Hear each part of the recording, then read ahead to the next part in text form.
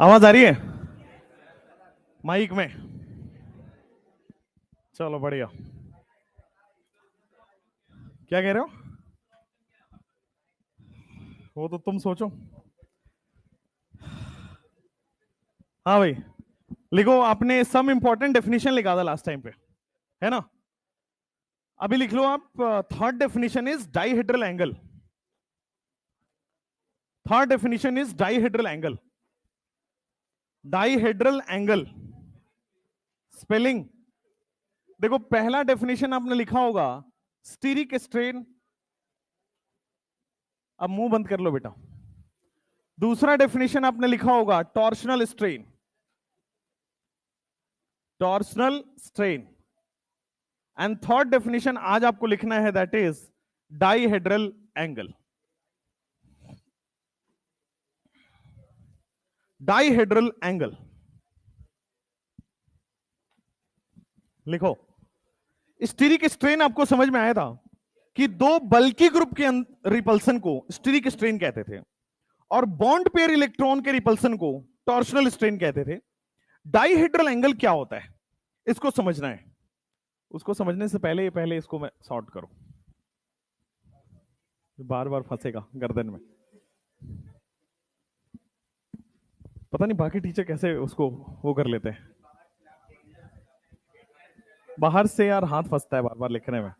I want to be free. I don't want to be like I don't like to be caged. I am a free independent person.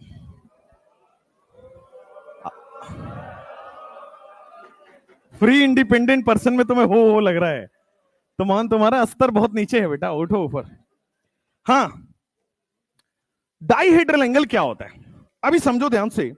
मैंने आपको बताया था, Newman projection बताया था, जिसमें एक front carbon था और फ्रंट कार्बन से आपके पास 3 बॉन्ड बने थे। फ्रंट कार्बन से आपके पास 3 बॉन्ड बने हुए थे और फिर मैंने बैक कार्बन बनाया था। बैक कार्बन से भी आपके पास 3 बॉन्ड को ऐसे छोटे बॉन्ड से दिखा रहे थे। ठीक है? जो फ्रंट कार्बन का व्हाइट वाला बॉन्ड है और जो बैक कार्बन का येलो वाला बॉन्ड है, इन दोनों बॉन्ड के बीच के एंगल को डाइहेड्रल एंगल कहते हैं। अभी समझो, ये फ्रंट कार्बन को मैं फ्रंट कार्बन को अलग से लिख रहा हूं। ये आपका फ्रंट कार्बन है, दिस इज फ्रंट कार्बन। और मैं बैक कार्बन को अलग से लिख रहा हूं, this is back carbon.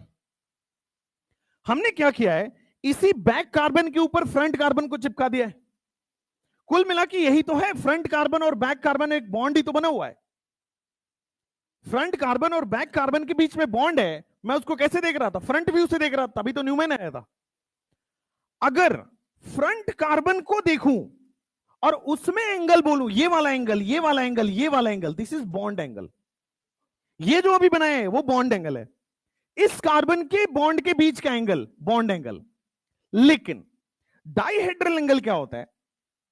Front carbon का एक बॉन्ड ले लो कोई भी, फ्रंट कार्बन का एक बॉन्ड ले लो कोई भी, बैक कार्बन का एक बॉन्ड ले लो कोई भी, इन दोनों के बीच का angle that is dihedral angle. अगर ये सामने सामने होंगे तो डाइहेड्रल एंगल 0 होगा। थोड़ा सा चेंज होगा, डाइहेड्रल एंगल 60 डिग्री हो जाएगा, और चेंज होगा, डाइहेड्रल एंगल बदल जाएगा। तो सामने वाले का बॉन्ड, पीछे वाले का बॉन्ड, उन दोनों बॉन्ड में जो एंगल है उसको डाइहेड्रल एंगल कहते हैं। सबसे पहले समझो बॉन्ड एंगल क्या कहते हैं। एक सिंगल कार्बन है, उस सिंगल कार्बन के बॉन्ड का angle that is bond angle.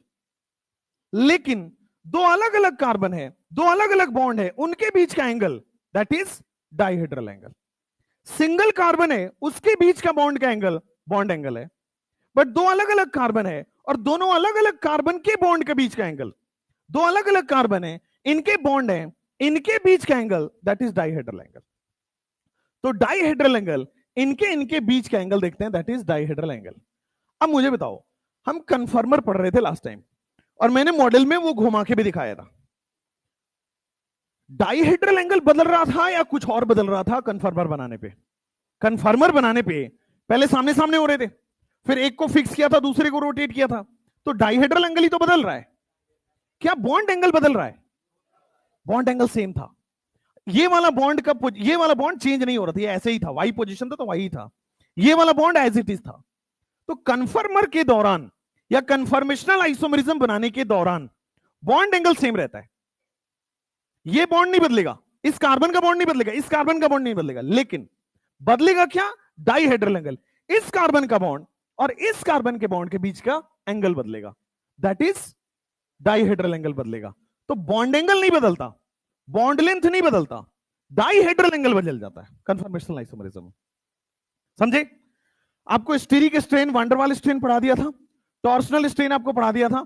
आज आपको लिखना है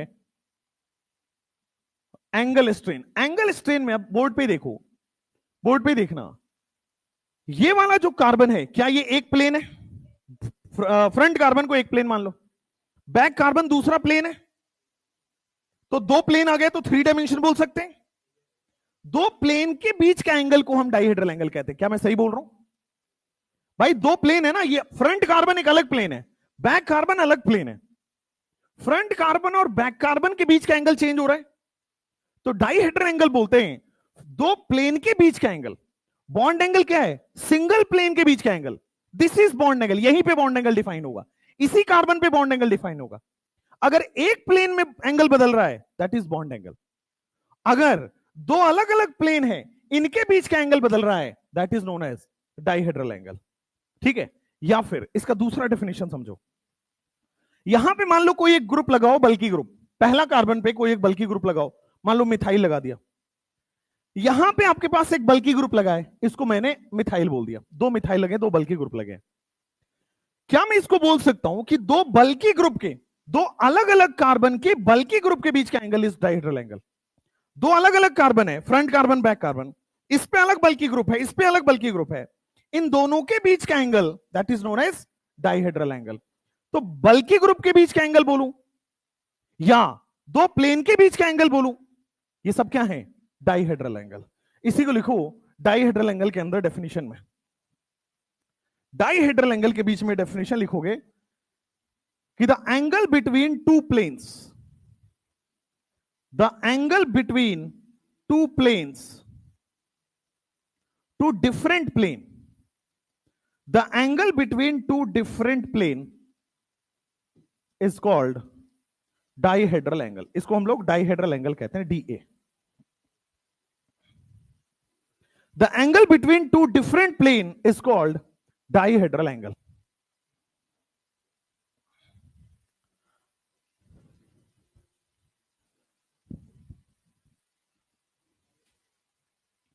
या फिर आप लिखो इसको the angle between two bulky groups of different carbon. दो बल्कि ग्रुप हो लेकिन दोनों बल्कि ग्रुप डिफरेंट कार्बन पे प्रेजेंट हो, उसको हम लोग क्या बोल देंगे? Dihedral angle. The angle between two bulky groups, the angle between two bulky groups of different carbon, ये मेंशन करना बहुत जरूरी है। सेम ग्रुप, सेम कार्बन पे दो बल्कि ग्रुप हो, उसके बीच का angle bond angle. Different carbon के बल्कि ग्रुप हैं, उसके बीच का angle that is known as dihedral angle. ये आपके पास मैंने बनाया फ्रंट कार्बन, फ्रंट कार्बन पे B लिख रहा हूं, that means this is bulky group. Similarly मैं सॉहर्स प्रोजेक्शन आपको बनाना सिखा चुका हूं। सॉहर्स प्रोजेक्शन में आपको बना रहा हूं बैक कार्बन। बैक कार्बन में फिर से एक बल्कि ग्रुप लगा हुआ है मेरे पास। इन दोनों बल्कि ग्रुप के बीच का angle that is known as dihedral angle. Front carbon और बैक कार्बन दो अलग अलग कार्बन हैं, दोनों अलग अलग कार्बन के बीच का एंगल डाइहेड्रल एंगल। इसी के बाद डिफरेंशिएट करने के लिए लिखो, अगर मैं फ्रंट कार्बन को अलग से ड्रॉ कर लूं, 4 बॉन्ड बनेंगे फ्रंट कार्बन को। अगर मैं बैक कार्बन को अलग से बना लूं, बैक कार्बन को फिर मैं अलग से बना लेता हूं, 4 बॉन्ड बन गए।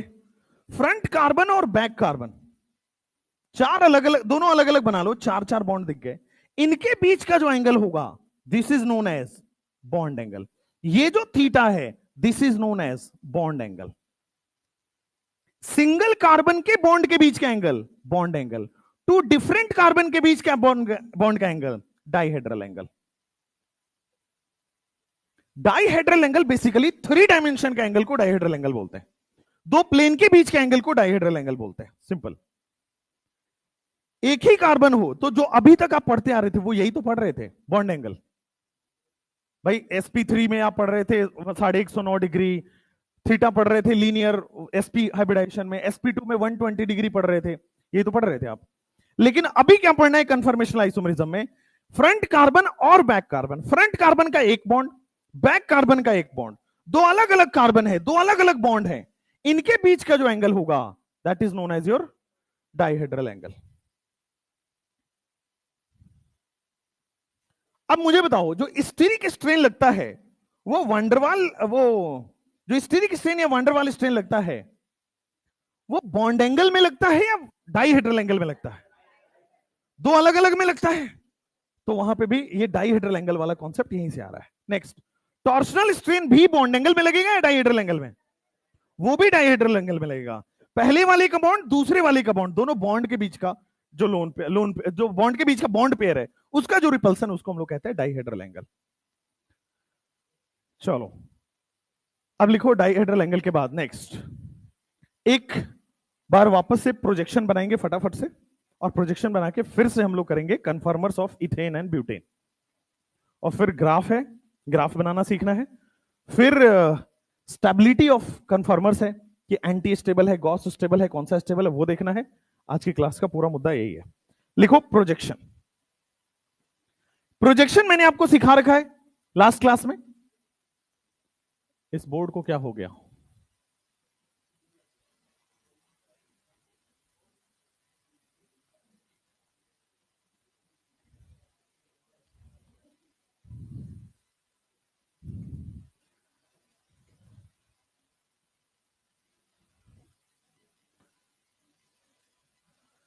Projection of organic compound. देखो आपने इथेन बना रखा है प्रोजेक्शन कॉपी में, है ना? प्रोपेन बनाया नहीं बनाया?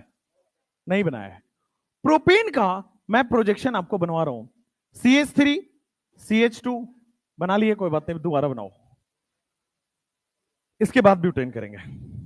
अब ये आपके पास लिखा हुआ है, इसको मैं कोई भी कार्बन के अराउंड कन्फर्मर बनाना है। कन्फर्मर मतलब सिग्मा बॉन्ड के अराउंड रोटेट करना है इस कन्फर्मर। तो दोनों सिग्मा बॉन्ड सेम है, किसी के भी अराउंड आप रोटेट कर लो, किसी को भी आप फ्रंट कार्बन बैक कार्बन मान लो। इसको मैं फ्रंट बोल दे रहा हूं, उसको मैं बैक बोल दे रहा हूं। सबसे पहले आपको नॉर्मल 3D प्रोजेक्शन बनाना है। नॉर्मल 3D प्रोजेक्शन बनाइए, कंपाउंड कैसा दिखेगा। तो फ्रंट कार्बन को यहां लिख दोगे। देखो back carbon bond single bond से जुड़ा हुआ है, फ्रंट कार्बन से क्या 3 हाइड्रोजन जुड़ा हुआ है, तो फ्रंट कार्बन से आपके पास 3 हाइड्रोजन जुड़ गया।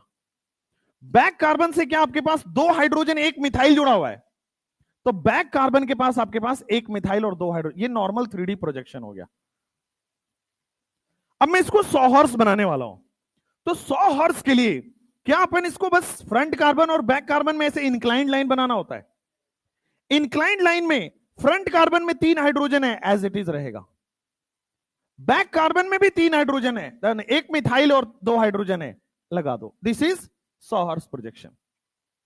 न्यूमैन प्रोजेक्शन में फ्रंट कार्बन को क्या डॉट से दिखाते हैं, और डॉट में आप देखोगे तो 3 हाइड्रोजन जुड़े हुए, बना दिया मैंने। देखो बैक कार्बन में ये फ्रंट है ये बैक है, बैक कार्बन को क्या सर्कल से दिखाते हैं, और यहां पे आपके पास 1 मिथाइल 2 हाइड्रोजन है। क्या ये हम सबले बना रखा है? चलो, तो ये आपके पास नॉर्मल 3D प्रोजेक्शन हो गया, ये 100 हर्ट्ज 3D प्रोजेक्शन हो गया, ये न्यूमैन 3D प्रोजेक्शन हो गया। तीनों प्रोजेक्शन 3D ही है। Normal 3D projection, 100 hertz 3D projection, and वो आ जाएगा आपके पास न्यूमैन 3D प्रोजेक्शन। अब आपके पास जो क्वेश्चन आएगा, जो आपको करना है वो ये है ब्यूटेन, और ब्यूटेन के तीनों प्रोजेक्शन आपको बनाने हैं। गिवन दैट C1 C2 में कंफर्मेशन करना है, गिवन दैट C1 C2 में कंफर्मेशन करना है। आपको नॉर्मल 3D भी बनाना है, 100 हर्ट्ज भी बनाना है, और न्यूमैन भी बनाना है। बनाइए सब लोग, 10 सेकंड लेके सब लोग बना लीजिए। बैठो बेटा बैठो।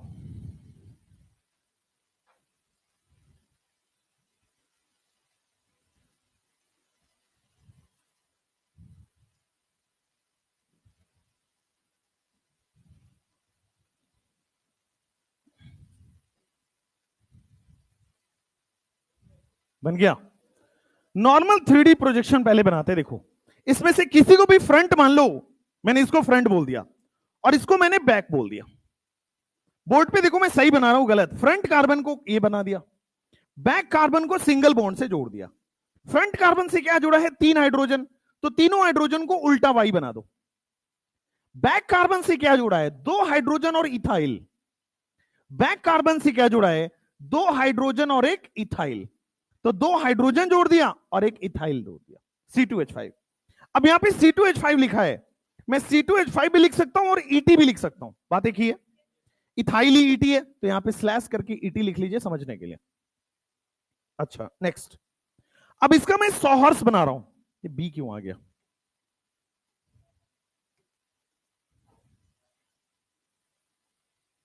हाँ। अब अगर मैं इसका सॉहर्स बना रहा हूं तो फ्रंट कार्बन और बैक कार्बन में क्या इंक्लाइंड लाइन आएगा, फ्रंट कार्बन से 3 हाइड्रोजन जुड़े हैं, उल्टा वाई बना के जोड़ दिया। बैक कार्बन से एक इथाइल और 2 हाइड्रोजन जुड़े हैं।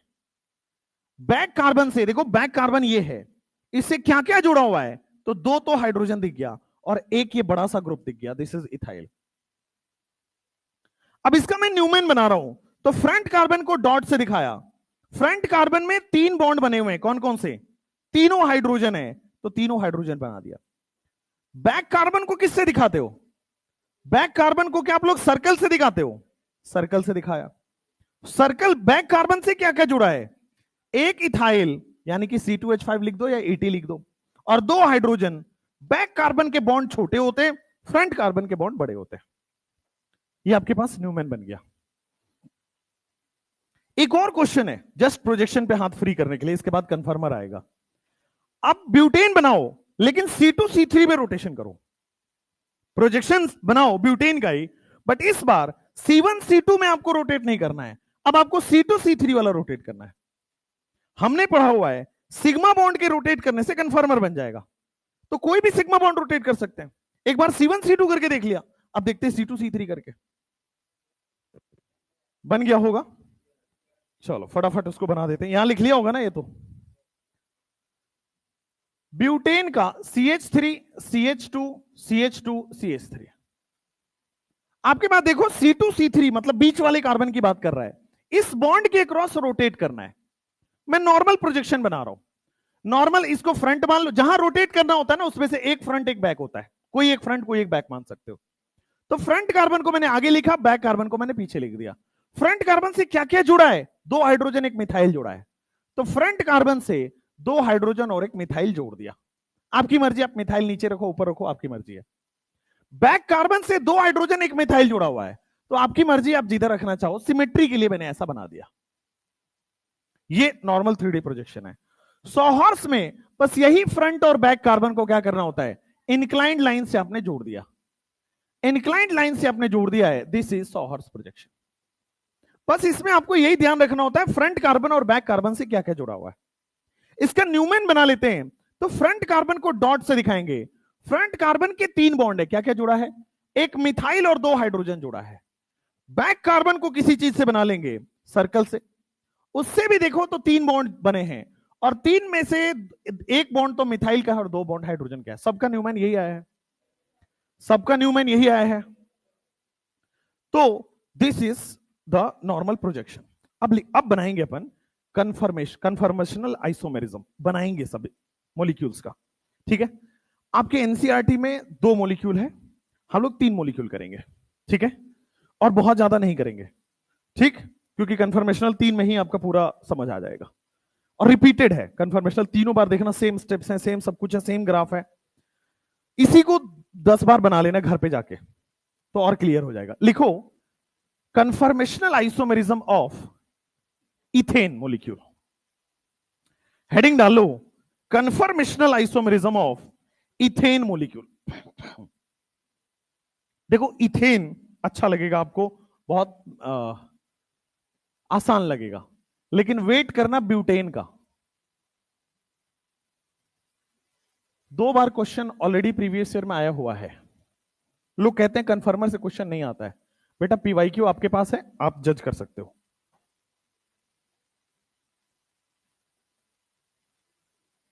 इथेन का conformational isomerism, conformational isomerism ethane का बना रहे हैं। सबसे पहले मैं इथेन मॉलिक्यूल ड्रॉ कर लेता हूं, इथेन कैसा होता है।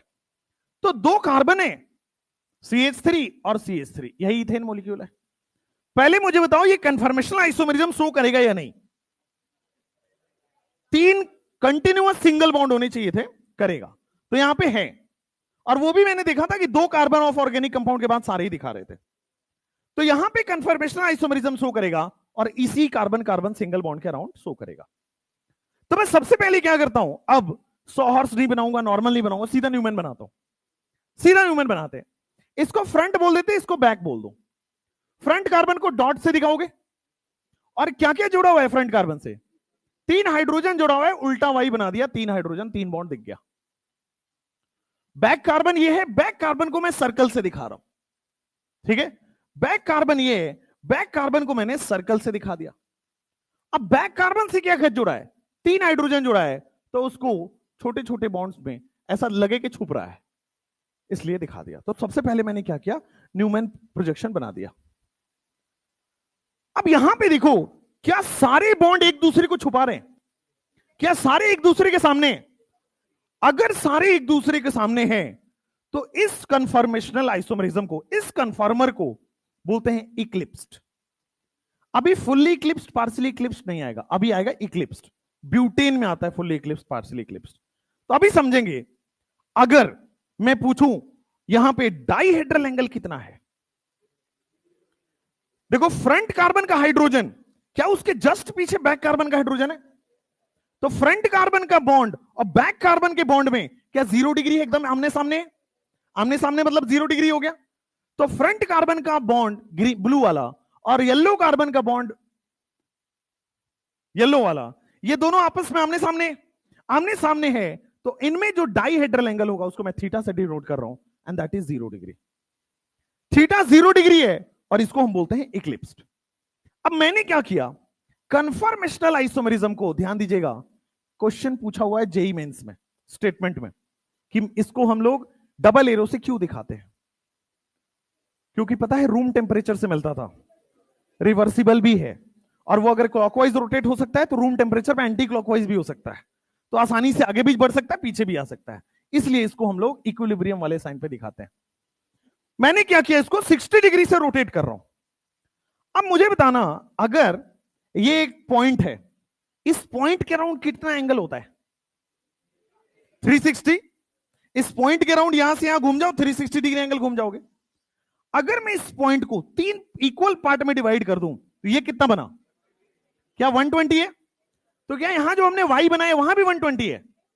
अच्छा, अगर आपके पास ये 120 एंगल है, अगर 60 घुमाना है तो कहां जाऊंगा? एकदम बीचों बीच। क्या यही 60 घूमेगा? घूम गया बेटा, 60 हो गया। अब देखो क्या करना है आपको, जो बैक कार्बन है उसको, जो फ्रंट कार्बन है उसको मत छेड़ो। फ्रंट कार्बन जैसा था वैसा ही रहने दो। देख लो फ्रंट कार्बन मैचिंग है, पहले से सेम है। लेकिन मैंने क्या बोला था कन्फर्मर में, एक कार्बन को कांस्टेंट रखो, दूसरे कार्बन को घुमाओ, यही बोला था। तो मैंने एक कार्बन को फिक्स कर दिया, फ्रंट कार्बन को। अब मैं बैक कार्बन को 60 डिग्री घुमा रहा हूं। अब बैक कार्बन का हाइड्रोजन जस्ट इसके पीछे है। अब मैं, ये 120 डिग्री एंगल है, अगर मैं 60 घुमाऊंगा तो बैक कार्बन का हाइड्रोजन यहां आ जाएगा।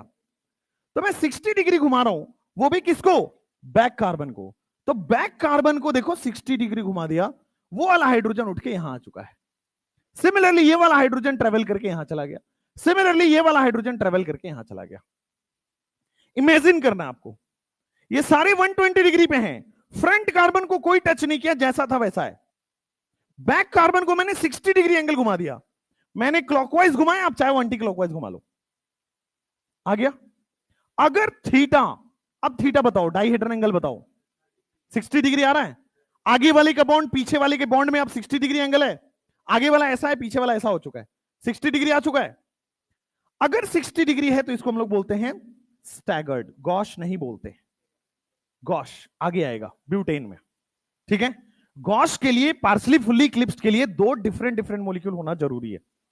सेम वाले में गॉश नहीं बोलते, उसको स्टैगर्ड बोलते हैं।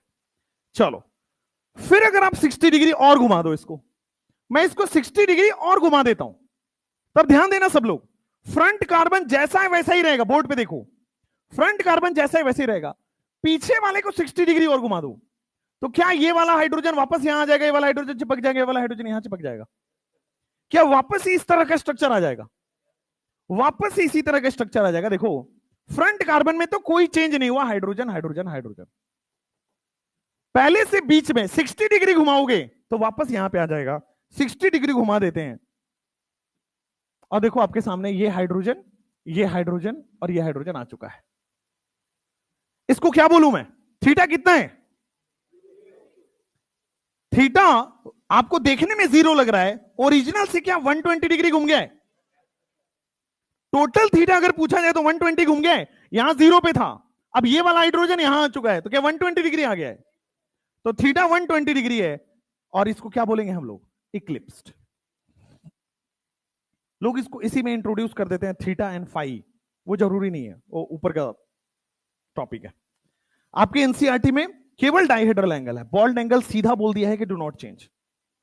जो डाइहेड्रल एंगल वाला कॉन्सेप्ट है ना, यहां पे आप चाहे तो एक नोट भी ऐड कर लो, नोट ऐड कर लो यहीं पे कि ड्यूरिंग कन्फर्मेशनल आइसोमरिज्म, पीवाईक्यू इसलिए ऐड करा देता हूं, during conformational isomerism bond angle and bond length do not change. ना तो बॉन्ड एंगल बदलता है ना तो बॉन्ड लेंथ बदलता है, दोनों में से कुछ भी नहीं बदलता है। Bond angle bond length do not change. Bond angle हो या बॉन्ड लेंथ हो वो चेंज नहीं होता है, चेंज क्या होता है, dihedral angle. During conformational isomerism bond angle bond length do not change. अब आ जाओ वापस उसी इंटरेस्टिंग टॉपिक पे। तो देखो पहले 0 था, 0 था, अब 60 हुआ, 60 से 120 कर दिया है। क्या हम इसको और घुमा सकते हैं, बिल्कुल घुमा सकते हैं, 360 तक घुमा सकते हैं। भाई कन्फर्मेशनल आइसोमरिज्म है, वैसे तो इनफाइनाइट बना सकते हैं, बट आपके सिलेबस में 60 60 60 60 का गैप दिया हुआ है। ठीक है, आपके सिलेबस में 0 पे पढ़ना है, 60 पे पढ़ना है, फिर से 120 पे पढ़ना है। अगर मैं फिर 60 घुमाता हूं तो आप देखो फ्रंट कार्बन जैसा था वैसा ही रखो, फ्रंट कार्बन में matching matching, no change, front carbon same है।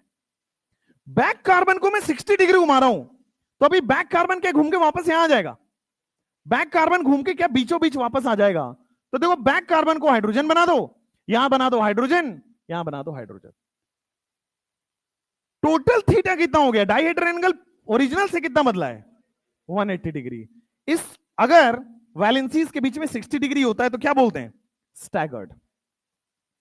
अगर आमने सामने बॉन्ड हो तो उसको बोल देते हैं इक्लिप्स्ड। अगर 60 डिग्री में बॉन्ड हो उसको बोल देते हैं स्टैगर्ड। अगर आमने सामने बॉन्ड छुप रहा है इक्लिप्स, बॉन्ड 60 डिग्री बना रहा है स्टैगर्ड। 180 डिग्री बना दिया, हमें बनाना है 360 तक, वापस से बनाते हैं। मैं और इसको 60 डिग्री बदल देता हूं, और 60 डिग्री बदलता हूं, तो जब और 60 डिग्री बदलूंगा तो देखो फ्रंट कार्बन मैचिंग मैचिंग हो गया, कोई बदलाव नहीं है, फ्रंट कार्बन से कुछ चेंज नहीं करना है। एक कार्बन को कांस्टेंट करना है, दूसरे कार्बन को घुमाना है। तो मैं दूसरे कार्बन को घुमाऊंगा तो देखो हाइड्रोजन यहां आ जाएगा, ये वाला हाइड्रोजन एकदम इसके पीछे चला जाएगा, ये वाला हाइड्रोजन पीछे चला जाएगा। अब देखो बॉन्ड एकदम एक दूसरे के पीछे, अगर एक दूसरे के पीछे हैं तो क्या बोलूं इसको, इक्लिप्स्ड। और थीटा कितना बोल रहा हूं, टोटल 240। 360 तक घुमाना है, 0 से स्टार्ट करना है, 60 60 का गैप लेना है, 360 तक जाना है। मैं इसको वापस से 60 डिग्री घुमाता हूं, मैं इसको वापस से 60 डिग्री घुमाऊंगा तो देखो क्या होगा, फ्रंट कार्बन में no change, matching matching. Back carbon में आप देखोगे तो 60 डिग्री और घुमा दो, तो बैक कार्बन में देखो 60 डिग्री घुमाने के बाद ये वाला हाइड्रोजन यहां आ गया, ये वाला हाइड्रोजन यहां चला गया, यहां चला गया। थीटा क्या 300 डिग्री हो चुका है, और देखोगे क्या इसको हम स्टैगर्ड बोल सकते हैं। बॉन्ड में 60 डिग्री का डिफरेंस है, इसको हम लोग स्टैगर्ड बोल देते हैं। कितने लोग इसको गॉश पढ़ के आए थे, 60 डिग्री है गॉश बोल देंगे। आपने एनसीईआरटी की अवमानना की थी, अवमानना जानते हो, डिसरिस्पेक्ट। अवहेलना नहीं होता है, अवहेलना मतलब किसी बात को ना मानना, अवमानना का मतलब जो लिखा हुआ है उसको नहीं मान रहे, निर्देशों का पालन ना करना। समझ रहे हैं आप? मेरे अंदर सुधांशु सर घुस गए हैं, पता नहीं कैसे। सुधांशु सर यूज करते हैं कि नहीं हिंदी? पूरा नहीं यूज करते आपकी क्लास में? गजब खतरनाक हिंदी है उनकी।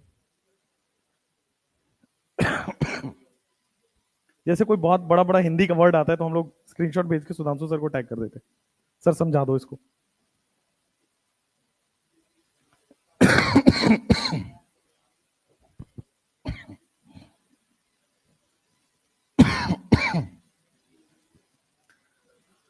हां, मैं इसको वापस 60 डिग्री घुमाता हूं। देखो फ्रंट कार्बन में नो चेंज, फ्रंट कार्बन में there is no change. Back carbon में जाओगे तो बैक कार्बन में वापस से 60 डिग्री घुमाओ, देखो एक दूसरे के आगे पीछे आके फिर से खड़े हो जाएंगे। अगर एक दूसरे के आगे पीछे आ गए तो मैं इसको क्या बोल दूं? इक्लिप्स्ड। इक्लिप्स्ड। तो आपको क्या करना है, कोई भी मॉलिक्यूल पकड़ना है, उसका न्यूमेन बनाना है और 60 डिग्री के गैप पे चेक कर लेना है कि क्या बन रहा है, स्टैगर्ड बन रहा है या इक्लिप्स बन रहा है, या आगे जाके पढ़ेंगे हम लोग कुछ कुछ और भी बनेगा। अब इसी का हमें क्या करना होता है, एक बार मुझे बताओ। इसको मैं दे देता हूं नंबरिंग, इसको बोल रहा हूं 1, इसको बोल रहा हूं 2, इसको बोल रहा हूं 3, इसको बोल रहा हूं 4, इसको बोल दिया 5 और इसको बोल दिया 6 और 7। नंबरिंग कर दी बस स्ट्रक्चर की। 1 में, 1 में आपके पास देखो वंडरवाल स्ट्रेन है या नहीं है। 1 वाले स्ट्रक्चर में सब लोग बोर्ड पे देख के ध्यान से सोच के बताना, वंडरवाल स्ट्रेन है या नहीं है। 1 में वंडरवाल स्ट्रेन है या नहीं है। मैंने बताया था बल्कि ग्रुप में, बल्कि ग्रुप में रिपल्सन लगेगा उसको बोलेंगे वंडरवाल स्ट्रेन। हर जगह वंडरवाल स्ट्रेन नहीं होगा। हां, यहां पे वंडरवाल स्ट्रेन नहीं होगा, लेकिन क्या आपको दिख रहा है टॉर्शनल स्ट्रेन होगा। लेकिन क्या मैं ये बोल सकता हूं टॉर्शनल स्ट्रेन तो हर जगह होगा? भाई बॉन्ड तो हर जगह है, बॉन्ड पेयर हर जगह है, तो टॉर्शनल स्ट्रेन तो हर मॉलिक्यूल में होगा। और वंडरवाल स्ट्रेन कहां होगा? जहां बल्कि ग्रुप हो। जहां बल्कि ग्रुप आ जाए वहां वंडरवाल स्ट्रेन होगा, हर जगह नहीं लगता। खैर मुझे बताओ स्टेबिलिटी का ऑर्डर में आपसे अगर पूछूं तो स्टेबल कौन है सबसे ज्यादा, स्टैगर्ड या इक्लिप्स? इक्लिप्स तो एकदम आमने सामने रिपल्सन कर रहा होगा, टॉर्शनल स्ट्रेन। और क्या हो रहा होगा, अगर मैं एंगल बना दिया तो दूर हो गया, दूर हो गया तो फिर स्टेबल ज्यादा हो गया, रिपल्सन कम हो गया। तो 2 और आपको देखोगे 5, 5 ना, 4, 2 उसके बाद आ जाएगा 4, उसके बाद आ जाएगा 6। ये सारे के सारे स्टैगर्ड हैं, ये ज्यादा स्टेबल हैं एज कंपेयर टू 1, 3, 5। ये सारे के सारे इक्लिप्स हैं। स्टेबिलिटी ऑर्डर में स्टैगर्ड ज्यादा स्टेबल होगा, रीजन दूर दूर हो गए, और इक्लिप्स कम स्टेबल होगा, रीजन पास पास है, रिपल्सन हो रहा है। पास पास है, रिपल्सन भी हो रहा है। तो स्टैगर्ड ज्यादा स्टेबल है, दूर दूर हो गया, और एंटी कम स्टेबल है, इक्लिप्स कम स्टेबल है क्योंकि पास पास हो गया, रिपल्सन हो रहा है।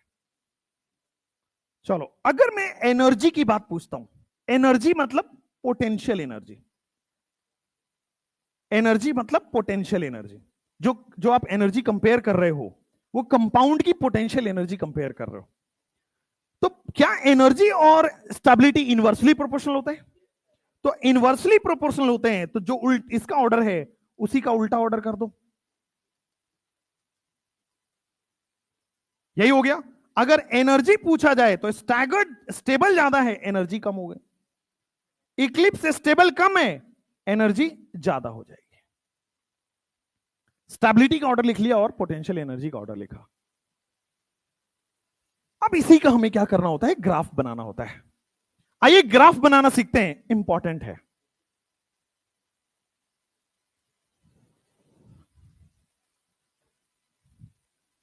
हालांकि ग्राफ से कभी क्वेश्चन आएगा नहीं, क्वेश्चन आएगा स्टेबिलिटी से। आज तक जो क्वेश्चन आया वो स्टेबिलिटी से आया है, बट चूंकि अगल बगल वाली बिल्डिंग्स में चलता है तो आप नोट्स में लाओगे हॉस्टल में जाके, तो हम क्यों कम स्टाइल मारे, हम भी स्टाइल मारेंगे, ऐसा क्या है। लेकिन हम बता देते हैं डिस्क्लेमर से कि बेटा ग्राफ से क्वेश्चन नहीं आते, ठीक है। हाँ हाँ।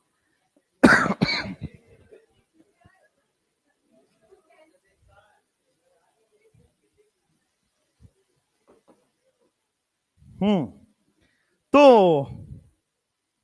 लिख लिया यहां तक? इस इक्लिप्स और स्टैगर्ड हो गया, आगे ग्राफ बनाए।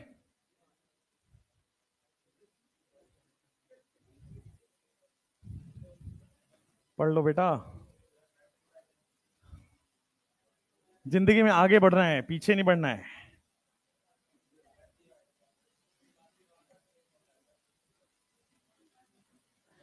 ऐसा बना लीजिए आप भी ग्राफ अपने कॉपी में। जो वाई एक्सिस है बच्चों, यहां पे आएगा पोटेंशियल एनर्जी, शांति, और यहां पे लिखेंगे आप डाइहेड्रल एंगल। एक्स एक्सिस पे आप लिखेंगे डाइहेड्रल एंगल। और ये जो पोटेंशियल एनर्जी है किसका हम लोग देख रहे हैं? इथेन मोलिक्यूल का देख रहे हैं। अब एक बात बताओ, जनरली एक और जो गलतियां हैं वो भी मैं पॉइंट आउट कर देता हूं। कभी भी कंपाउंड का पोटेंशियल एनर्जी जीरो नहीं हो सकता। कंपाउंड में कुछ तो कुछ एनर्जी होगी, तभी तो एग्जिस्ट कर रहा है। कंपाउंड को ओरिजिन से नहीं बना सकते आप। कंपाउंड की पोटेंशियल एनर्जी कुछ होती है, इसके आप यहां पे नहीं बना सकते कंपाउंड की potential energy zero. That is wrong concept, ठीक है? कंपाउंड की कुछ ना कुछ पोटेंशियल एनर्जी तो होती ही है, जीरो कभी नहीं बनाना, ओरिजिन पे मत ले जाना पोटेंशियल एनर्जी को। अब मैंने क्या किया देखो, मैंने बना दिया दिस इज हाई एनर्जी। मैंने जो बनाया, फोकस करो, ये पोटेंशियल एनर्जी वाई एक्सिस पे ऊपर है तो क्या है? हाई है। और ये पोटेंशियल एनर्जी लो पे है, पोटेंशियल एनर्जी कम है। एक्स एक्सिस पे यहां पे मैं मान रहा हूं this is 0 degree, 0 degree. Ethane 0 degree पे ज्यादा एनर्जी था, कम एनर्जी था? इथेन 0 डिग्री पे इक्लिप्स था, और इक्लिप्स की एनर्जी ज्यादा थी क्या? इथेन 0 डिग्री पे इक्लिप्स है और इक्लिप्स की एनर्जी ज्यादा है, तो मैंने क्या किया? ज्यादा एनर्जी, 0 डिग्री पे ज्यादा एनर्जी लगा दिया। अब मैं कंपाउंड को घुमा घुमा के 60 डिग्री एंगल पे ले आया। 60 डिग्री पे एनर्जी ज्यादा है, कम है? देखो यहां पे मिलाओ, 60 डिग्री पे आप आओगे तो स्टैगर्ड हो गया, एनर्जी हो गया कम। तो जब मैं कंपाउंड को 60 डिग्री घुमा रहा हूं तो एनर्जी बेटा हो जा रहा है कम। मैं कंपाउंड को 120 पे ले गया, एनर्जी ज्यादा है, एनर्जी कम? मैं कंपाउंड को 120 पे ले गया, इक्लिप्स हो गया, एनर्जी ज्यादा है, एनर्जी कम? तो वापस से जब 7 डिग्री घुमाए तो कंपाउंड की पोटेंशियल एनर्जी वापस बढ़ गई। मैं 120 के बाद 180 पे ले गया, फिर से 60 डिग्री घुमा दिया, एनर्जी कम या एनर्जी ज्यादा? 180 पे स्टैगर्ड हो गया, स्टैगर्ड की एनर्जी कम, तो फिर से 60 डिग्री घुमाओगे तो वापस ये नीचे चला जाएगा। 180 के बाद 240 पे लेके गए, कॉपी में देख के बताओ एनर्जी ज्यादा, एनर्जी कम? तो 240 पे वापस से एनर्जी ज्यादा हो जाएगी। 240 के बाद 300 पे ले गए, एनर्जी कम है, एनर्जी ज्यादा? एनर्जी कम हो जा रही है। 360 पे एनर्जी ज्यादा, एनर्जी कम? तो 360 पे वापस से एनर्जी क्या हो जाएगी? कंपाउंड की ज्यादा। यही ग्राफ है। आपको क्या करना है? 60 डिग्री घुमाना है। पहले क्या किया मैंने? 0 डिग्री, एनर्जी ज्यादा। 60 डिग्री घुमाया तो एनर्जी कम हो गया था, फिर से 60 डिग्री अगर मैंने घुमाया तो एनर्जी बढ़ गई, फिर से 60 डिग्री घुमाया तो एनर्जी हो गया कम, फिर 60 डिग्री घुमा रहे हैं,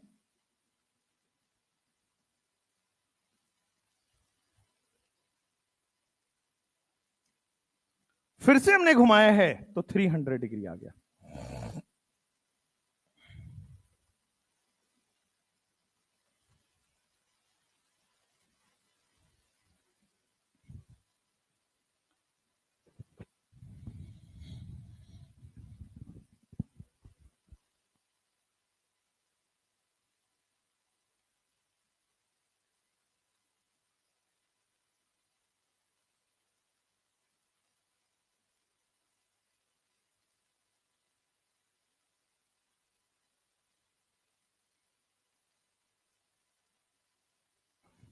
हो गया? Potential energy versus angle of rotation, या फिर जिसको हम बोलते हैं डाइहेड्रल एंगल। 0 डिग्री पे ज्यादा एनर्जी, 60 डिग्री पे कम एनर्जी, फिर से 60 डिग्री ज्यादा, फिर कम, तो ऐसे एनर्जी ऑफ द मॉलिक्यूल कम ज्यादा होते रह रहा है। अब आप थोड़ा इसको इमेजिन करके देखो, पहले वो 0 पे था, एनर्जी ज्यादा होगी, फिर कम, फिर वापस ज्यादा, फिर कम, फिर वापस ज्यादा। एनर्जी ऐसे कंपाउंड का फ्लक्चुएट कर रहा होता है, और हर समय पे स्टेबिलिटी फ्लक्चुएट कर रहा होता है। तो जो आप पढ़ते हो स्टेबिलिटी ऑफ द मोलिक्यूल, चाहे ऑर्गेनिक में इनऑर्गेनिक में, वो एट इंस्टेंट होता है, क्योंकि कंपाउंड की एनर्जी टाइम टाइम पे वेरिएट कर रही होती है। एक टाइम की कोई एनर्जी पूछी जाती है, कोई स्टेबिलिटी पूछी जाती है। खैर, पोटेंशियल एनर्जी में कुछ क्वेश्चंस हैं, कुछ क्वेश्चंस इसी में हैं। मिनिमम स्टेबल कन्फर्मर किसको बोलेंगे? Minimum stable, minimum stable, maximum stable, staggered. एक एनसीईआरटी में बस एक वो है, डायग्राम है, डायग्राम का एक डेटा है। एक बार बहुत पहले, दो बार क्वेश्चन आए हैं। एक बार जो बहुत पहले आया है, एम्स के एग्जाम में आया है। अब चूंकि एनसीईआरटी में है, अच्छा एक और बात बता दूं, बहुत हाईली चांसेस हैं, आई एम 200% मैं बता रहा हूं, थोड़ी कंफर्मेशन लेके, कि आपका एग्जाम 2 पार्ट में डिवाइड होने वाला है इसी साल से। बी प्रिपेयर्ड फॉर इट, ठीक है? Pre and finals, right? Mains and finals, जैसे यूपीएससी का एग्जाम होता है, प्री होता है, मेंस होता है। आईआईटी मेंस का एग्जाम और आईआईटी एडवांस का एग्जाम होता है, 2 अलग अलग बॉडीज होती है। बी प्रिपेयर्ड, और मैं कुछ सोच समझ के ही बोल रहा हूँ। तो टाइम्स ऑफ इंडिया में तो आ ही गया, वो छोड़ो उसकी बात। बट अगर गवर्नमेंट ऑफिशियल्स, एजुकेशन मिनिस्ट्री से लोग आपको इस बारे में बोल रहे हैं, इसका मतलब सच होगा, ठीक है? और अगर डिस्कशंस हैं तो एनटीए अपनी गलती छुपाने के लिए जरूर 2 पार्ट में डिवाइड होगा, 200%। और देखो, हर 5 साल में एग्जाम का पैटर्न चेंज होता है, and this is the 5th year. आप ही लोगों के साथ नहीं, आप लोग हो ही 5वें साल में, तो ये 5th ईयर में चेंज होता ही। आप देखो 2019 में एनटीए आ गया था ना, एनसीईआरटी पैटर्न हो गया था ना, 19 के बाद 25 हो गया ना, 5 साल हो गया इसको, मतलब 24 खत्म हो गया, 25 आ गया, 5 साल हो चुका है। Now there is a big need to change, otherwise अगले साल मुझे लग रहा है 680 690 कट ऑफ ना चला जाए, है ना? तो इसलिए बेटर है कि चेंज हो जाए, ठीक है? और इससे फायदा होगा, 2 टायर में एग्जाम बढ़ जाएंगे, एक एनटीए कराएगा, एक एम्स कराएगा, जैसे जेई में होता है, आईआईटी में होता है। तो अगर आपने एनटीए वाला एग्जाम क्रैक कर लिया तो आपको टायर 2 टायर 3 कॉलेजेस मिल जाएंगे, ठीक है? टायर 1 के जो कॉलेजेस हैं, जो थोड़े जाने माने वाले कॉलेजेस हैं, पुराने वाले कॉलेजेस हैं, उसको एम्स वाले से मिलेगा। और अच्छी बात है कि आपको डेप्थ पढ़ोगे तो ही होगा, वन शॉट से नहीं होगा। मतलब वन शॉट से फिर उन लोगों का होगा जो यूट्यूब पे हैं, 1 आध साल पहले घूमेंगे फिर आएंगे वो डिटेल पढ़ने। तो आप लोग थोड़ा प्रिपेयर होकर डिटेल में पढ़ना स्टार्ट करो, 2 पार्ट में होगा ही, आप लोग प्रिपेयर रहना। और आपका इसका नोटिफिकेशन दिवाली से पहले आ जाएगा, तो आपके पास प्रॉपर 6 महीने रहेगा, तो आप बोल भी नहीं पाओगे कि कैसे अचानक से चेंज हो गया। 6 महीने दिया गवर्नमेंट ने, इट्स इनफ, ठीक है? तो प्रिपेयर रहना डिटेल में, प्रैक्टिस के साथ। अच्छी बात यह है कि आपके पास 2 एग्जाम हो गए, स्कैम टू स्कैम से बच जाओगे, ठीक है? और जो दूसरा एग्जाम होगा वो सीबीटी ही होगा, कम बच्चे हैं, सीबीटी हो जाएगा। प्री में कुछ बच्चे क्वालिफाई करेंगे, जैसे मान लो सीट्स कितनी अभी 55,000 के आसपास सीट्स हैं, इंटू 4 कर लो तो लगभग 2,10,000 सीट्स, 2,10,000 बच्चे क्वालिफाई करेंगे प्री को, जो फाइनल्स देंगे, या जिसको मेंस बोलते हैं, फाइनल बोलते हैं, ठीक है? उन 2,10,000 बच्चों का जो सेलेक्ट होंगे, एक कोई कट ऑफ होगा कि उसके ऊपर वाले बच्चे सेलेक्टेड है फाइनल्स के लिए, ठीक है? तो उनका कंप्यूटर बेस्ड एग्जाम होगा, सीबीटी, ठीक है? जैसा जेई में होता है।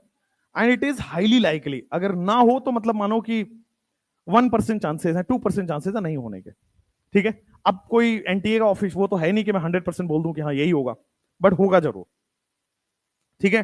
होगा जरूर। तो इसलिए be prepared with the detailed version of the पढ़ाई, एंड बी प्रिपेयर्ड विद 2014, 15, 18 वाला exam, be prepared with that pattern of exam, be prepared with cut off कम होने वाला एग्जाम, बी प्रिपेयर्ड एनसीईआरटी से बाहर नहीं आएगा, वो भी तैयार रही है। बट हाँ, ऐसा नहीं कि सर बाहर से पूछ देगा, तो ये सब नहीं होना, आएगा सिलेबस से ही। But the pattern and the level of the exam, जो पैटर्न है, जो लेवल ऑफ द एग्जाम है, वो थोड़ा सा जरूर वेरी करेगा। जैसे अभी भी आईआईटी मेंस का पेपर होता है, तो आईआईटी मेंस का पेपर होता है, लाओ यार, हाँ, आईआईटी मेंस का जो पेपर होता है उसमें 94-95 परसेंटाइल के ऊपर ही कॉलेज मिलता है। और जो एडवांस का एग्जाम है उसमें 22% पे लास्ट आईआईटी मिला था। एग्जाम में अगर आपके 22% नंबर है तो लास्ट वाली आईआईटी मिल जाती है, ठीक है? 30% पर, इस साल 30% पर कॉलेज मिला है, लास्ट ईयर में 30% पर अच्छा कॉलेज मिलता था, ठीक है? बट वो भी चेंज हो जाएगा, 30% मार्क्स लाना इज इजी। बट मैं ये नहीं कह रहा कि आईआईटी जैसा पेपर होगा, मैं ये कह रहा हूं कि जो हो रहा है उससे थोड़ा सा अच्छा पेपर तो बनेगा, and that's a good sign, that's a good sign. Qualified लोग वहां से सेलेक्ट होके एम्स में जाएं। हम चाहते हैं, आप चाहते हैं कि अच्छे डॉक्टर्स बने, ठीक है। अच्छे डॉक्टर्स बनाने के लिए एम्स जैसे इंस्टीट्यूशंस का खड़े रहना बहुत जरूरी है, आईआईटीज का खड़े रहना बहुत जरूरी है, ठीक है। गवर्नमेंट जो चीजें करती है ना, कोई भी प्रोजेक्ट, कोई भी, उसमें आईआईटीज का बहुत बड़ा रोल होता है। उसमें जो भी हेल्थ केयर में कोई भी चेंज होगा, ट्रांसफॉर्मेशन होगा, उसमें एम्स का बहुत बड़ा रोल होता है। तो एम्स में वैसे हाईली क्वालिफाइड ब्रेन को जाना ही चाहिए, जो पिछले 5 साल में बिल्कुल बेकार गया है ना, बिल्कुल बेकार कैटेगरी गया है। सबको पता है एनसीईआरटी है, अच्छा ठीक है रट लेते हैं, 4 साल में रट लेंगे, 4th अटेम्प्ट में हो गया सर सिलेक्शन। मतलब समझ भी नहीं रहे कि उस सिलेक्शन का क्या मतलब निकला फिर। अब समझो, कई 4th अटेम्प्ट तो यहीं बैठे हैं, देखो नहीं कोई है, शर्म के मारे हाथ में उठाएगा। चलो, तो इसलिए तैयार रहना, डेप्थ में पढ़ाई करना। मैं 2-3 बार ये वाला स्टेटमेंट रिपीट कर चुका हूं। चलो आ जाओ, पोटेंशियल एनर्जी वाला ग्राफ हो गया। अब मुझे बताओ मैक्सिमम स्टेबल किस कहां पे होगा, कौन कौन से एंगल पे होगा? मैक्सिमम स्टेबल और मिनिमम स्टेबल। मैक्सिमम स्टेबल कहां होगा? मैक्सिमम स्टेबल होगा स्टैगर्ड पे, और मिनिमम स्टेबल हो जाएगा इक्लिप्स पे। अच्छा, जो एनसीईआरटी में जो बता रहा था कि क्या दिया हुआ है, एनसीईआरटी में दिया गया है कि जो आपका मिनिमम स्टेबल है, हाई एनर्जी का मतलब मिनिमम स्टेबल है,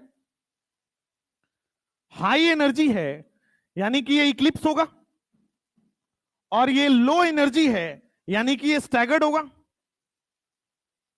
हाई एनर्जी का मतलब इक्लिप्स है, और लो एनर्जी का मतलब स्टैगर्ड है। ध्यान से देखो, हाई एनर्जी और जो लो एनर्जी है उनके बीच में एनर्जी गैप एनसीईआरटी में दिया गया है, वो है 12.5 किलो जूल पर मोल, और केवल इथेन का दिया है और किसी का दिया नहीं है। तो इट इज 12.5 किलो जूल पर मोल।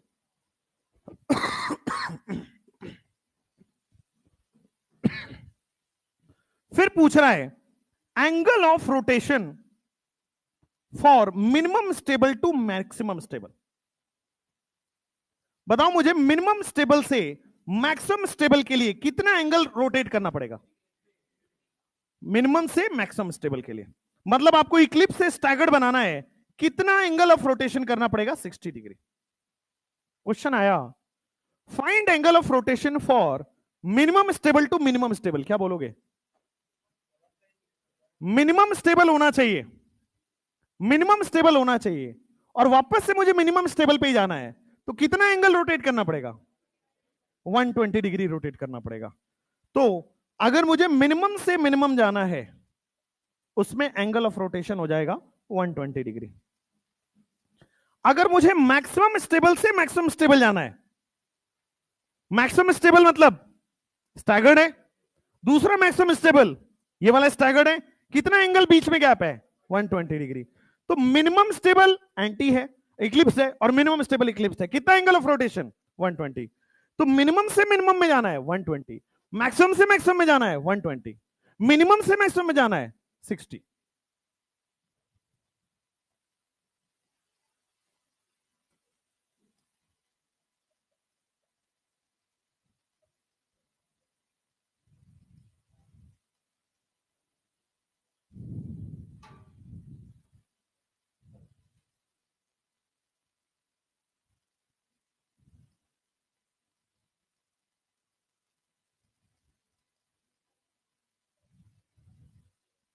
एनर्जी गैप याद रखना 12.5 किलो जूल पर मोल। नोट लिख लो एक यहीं पे, नोट ये है कि the energy gap between maximum stable to minimum stable conformer in ethane is 12.5 kilojoule per mole. The energy gap between maximum stable conformer and minimum stable conformer, between maximum stable conformer and minimum stable conformer, maximum stable कन्फर्मर और minimum stable कन्फर्मर में जो energy gap है वो कितना है? 12.5 kilo joule पर मोल। Ethane के लिए इन इथेन लगा देना, maximum stable to minimum stable in ethane is 12.5 kilojoule per mole. एक और नोट जो बड़े काम का हो सकता है,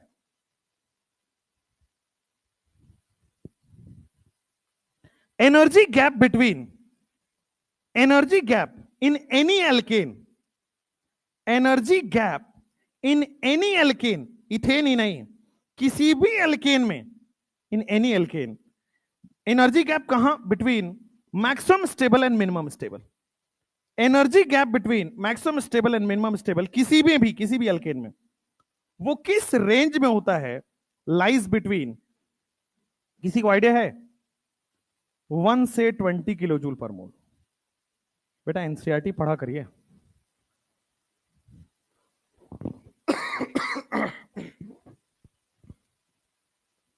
जो एनर्जी गैप होता है मिनिमम से मैक्सिमम में, वो होता है 12.5 12.5 किलोजूल पर मोल, और जो किसी भी एल्केन में होता है वो 1 से 20 किलोजूल पर मोल के बीच ही होगा।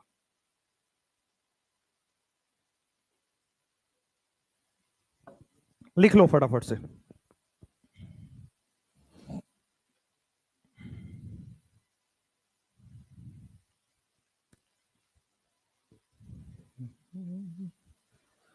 अच्छा, आपको यहां पे बोर्ड पे दिख गया है इक्लिप्स कन्फर्मर दिख गया, आपको स्टैगर्ड कन्फर्मर दिख गया, ये तो आपको 0 डिग्री 60 डिग्री 120 डिग्री पे दिख गया।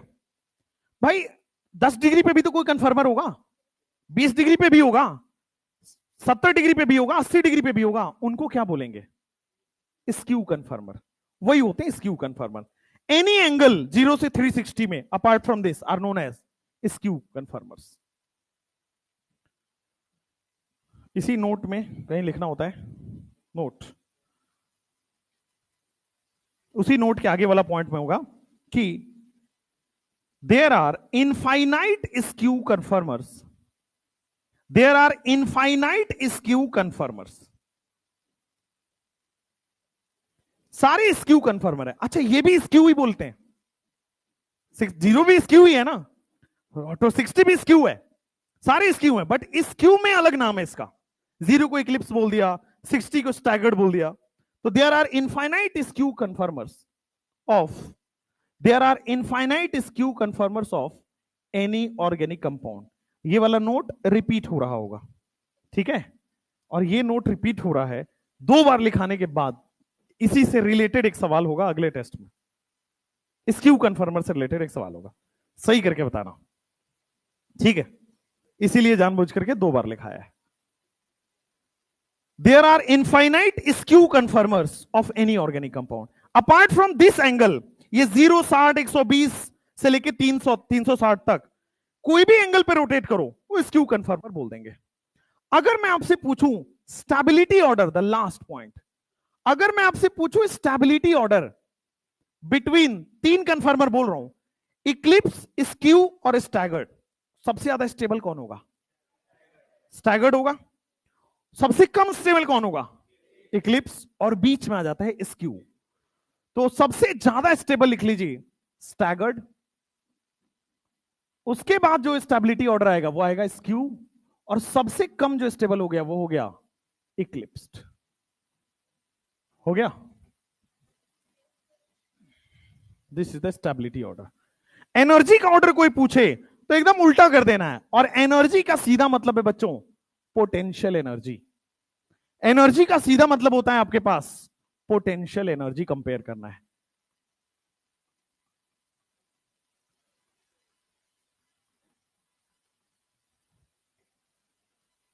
अब लिखो कन्फर्मर्स ऑफ ब्यूटेन। ये थ्योरेटिकल पॉइंट्स लिखने इसलिए जरूरी है, स्टेटमेंट टाइप में आता है, TTFF करके आराम से आ जाएगा, और जब भी स्टेटमेंट आया है वो इसी टाइप के आए हैं। 2 तरह के ही क्वेश्चन इस पे बनते हैं, या तो ये ज्ञान वाले एनर्जी गैप पूछ लेगा कभी, या तो ये स्टेबिलिटी ऑर्डर पूछ लेगा, या तो मॉलिक्यूल देके पूछेगा कौन स्टेबल है, वो आगे पढ़ना है। हाइड्रोजन बॉन्डिंग वाला आपने शायद सुना होगा, गॉस स्टेबल होता है उसमें, वो भी पढ़ना है आगे। या तो वो आता है या तो इन थ्योरेटिकल पॉइंट्स पे आता है। लिखो कन्फर्मर्स ऑफ ब्यूटेन, हेडिंग डाल लो conformers of butane. Conformers of butane. जब आप ब्यूटेन डालोगे तो देखो वहां पे दो तरह का बॉन्ड हो जाएगा। जब आप ब्यूटेन बोल रहे हो तो देखो यहां पे दो तरह का बॉन्ड आ जाएगा। एक आपके पास C1C2 बॉन्ड है और दूसरा आप बोल सकते हो C2C3 बॉन्ड। ठीक है, दो तरह का आपके पास बॉन्ड आ जाएगा। यहां पे हम लिख रहे हैं C1C2 बॉन्ड। अगला स्लाइड यूज करेंगे C2C3 के लिए। पहले C1C2 बनाते हैं, फिर C2C3 देखते हैं। देखो C1C2 का मतलब हो गया, इसकी बात कर रहा हूं मैं, C1C2 नंबरिंग करोगे C1C2। तो C1C2 का कंफर्मर बना रहा हूं। बोर्ड पे देखो सब लोग, पेन वेन छोड़ दो अभी थोड़ी देर के लिए। C1C2 बॉन्ड है, ऊपर देखो बेटा। C1C2 बॉन्ड का मैं इसमें न्यूमैन बना रहा हूं, फ्रंट और बैक। फ्रंट कार्बन को मैंने डॉट से दिखाया और देखो यहां पे 3 हाइड्रोजन फ्रंट कार्बन से जुड़े हुए हैं। ठीक है, फ्रंट से 3 हाइड्रोजन आपके पास जुड़ गए। अब देखो बैक कार्बन पे गया, बैक कार्बन को मैंने सर्कल से डिनोट कर रखा है। सर्कल वाले से देखो एक इथाइल और 2 हाइड्रोजन जुड़ा है, तो मैंने क्या किया यहां पे ET लिख दिया इथाइल के लिए और 2 हाइड्रोजन यहां पे जोड़ दिया। आप चाहो तो C2H5 भी लिख सकते थे। ठीक है, अब देखो यहां पे क्या आ रहा है, क्या थीटा 0 डिग्री है क्या? और थीटा 0 डिग्री है तो क्या मैं इसको इक्लिप्स बोल सकता हूं? इक्लिप्स बोल सकता हूं। उसके बाद अगर मैं इसको 60 डिग्री चेंज करता हूं, मैं इसको 60 डिग्री बदलता हूं, देखो फ्रंट कार्बन जो 3 हाइड्रोजन वाला है उसमें कोई चेंज नहीं है, सेम सेम। फ्रंट कार्बन में सेम सेम है। अब मैं बैक कार्बन जिस पे इथाइल लगा है उसको मैंने 60 डिग्री घुमा दिया, तो देखो इथाइल घूम के यहां आ गया है और ये वाला हाइड्रोजन घूम के आगे चला गया है, ये वाला हाइड्रोजन घूम के आगे चला गया है। आगे 60 डिग्री वाला सबको आ गया। 60 डिग्री में इथाइल यहां था, 60 डिग्री में बीच में आ गया। Okay, theta is equal to dihedral angle 60 degree हो चुका है। इसको मैं क्या बोल दूं? स्टैगर्ड। अब आ जाओ आपके पास, मैं वापस इसको 60 डिग्री घुमा देता हूं। मैं इसको फिर से 60 डिग्री घुमा रहा हूं, तो ध्यान दो क्या है, जो फ्रंट कार्बन है वो तो एज इट इज है, हाइड्रोजन हाइड्रोजन हाइड्रोजन। जो बैक कार्बन है वो वापस से 60 डिग्री घुमाओगे तो देखो इथाइल यहां आ जाएगा और ये वाला हाइड्रोजन यहां और ये वाला हाइड्रोजन यहां चला जाएगा। ये क्या बना? ये फिर से आपके पास देखो सेम बन गया क्या 0 डिग्री वाला? तो फिर से ये देखो दिस इज इक्लिप्स्ड। बेटा पार्शियली और फुल्ली तब आता है जब आपके पास 2 बल्की ग्रुप इंट्रोड्यूस हो जाए, मतलब एक पे इथाइल हो एक पे मिथाइल हो, तब होगा पार्शियली फुल्ली इक्लिप्स्ड। अभी जब तक एक हो या एक भी बल्की ग्रुप नहीं हो, एंटी और स्टैगर्ड मतलब इक्लिप्स और स्टैगर्ड ही चलेगा। ठीक है, वो वाला क्वेश्चन भी आएगा C2C3 में, वही आ जाएगा आपके पास पार्शियली और फुल्ली। जैसे देखो फिर से 60 डिग्री घुमाओ, अरे यहां लिखो बेटा, फिर से 60 डिग्री घुमा दो। जब देखो फ्रंट कार्बन में आओगे तो 3 हाइड्रोजन है, बैक कार्बन में वापस से मैंने 60 डिग्री घुमा दिया, तो देखो ये वाला इथाइल बीच में आ जाएगा, तो ये वाला इथाइल यहां आ गया, this is hydrogen and this is hydrogen. ये फिर से देखो 60 डिग्री हो जाएगा, तो क्या ये स्टैगर्ड है? 60 डिग्री हो गया, स्टैगर्ड है। एंगल कितना हो गया? डाइहेड्रल एंगल कितना हो गया? सो डाइहेड्रल एंगल आपको चेंज हो गया, 120 में 60 जोड़ दो 180 हो गया। मैं इसको फिर से 180 डिग्री के बाद मैं फिर से 60 डिग्री घुमा रहा हूं, देखो फ्रंट कार्बन में नो चेंज, जैसा था वैसा ही है। बैक कार्बन में मैंने चेंज कर दिया, देखो इथाइल यहां चला जाएगा शिफ्ट होके, तो इथाइल यहां चला गया, हाइड्रोजन को फोर्सफुली यहां आना पड़ा। थीटा क्या है यहां पे? 240 डिग्री हो गया। क्या ये फिर से आगे पीछे आ गए? आगे पीछे आ गए मतलब इक्लिप्स्ड। मैं इसमें वापस 60 डिग्री घुमा रहा हूं, मैं इसमें वापस से 60 डिग्री घुमा रहा हूं, क्या ये हाइड्रोजन तीनों से आ जाएगा? फ्रंट कार्बन में नो चेंज। बैक कार्बन देखो, तो बैक कार्बन में देखो इथाइल बीचों बीच आ गया है, यहां हाइड्रोजन चला गया, यहां हाइड्रोजन चला गया। थीटा कितना हो गया? 300। और ये क्या वापस से स्टैगर्ड बोल दूं? वापस से स्टैगर्ड बोल दूं? क्या फिर से 60 डिग्री घुमा दूं? फिर से 60 डिग्री घुमाया तो देखो 60-60 के गैप में आपको 360 तक जाना है। 60-60 का गैप लेते चलना है और 360 तक आपको जाना है। ये क्या आपके पास आ गए हैं? These are eclipsed. Theta is equal to 360 and these are eclipsed. अब ध्यान से देखो, अभी मैंने बोला, बोर्ड पे देखना, अभी मैंने बोला कि दो अलग अलग बल्कि ग्रुप होगा तो पार्शियली इक्लिप्स, फुली इक्लिप्स या गॉस का कॉन्सेप्ट आएगा। कई किताबों में इसको भी दो अलग अलग ग्रुप माना हुआ है। देखो ये इथाइल है और ये हाइड्रोजन है, दो अलग अलग हो तो गए। हालांकि कॉन्सेप्ट क्या होता है, दो अलग अलग बल्कि ग्रुप होने चाहिए, बट अगर दो अलग अलग ग्रुप भी है तो भी आप partial Eclipse, fully Eclipse, Gauss का कॉन्सेप्ट ला सकते हो। अब जरा इधर देखना,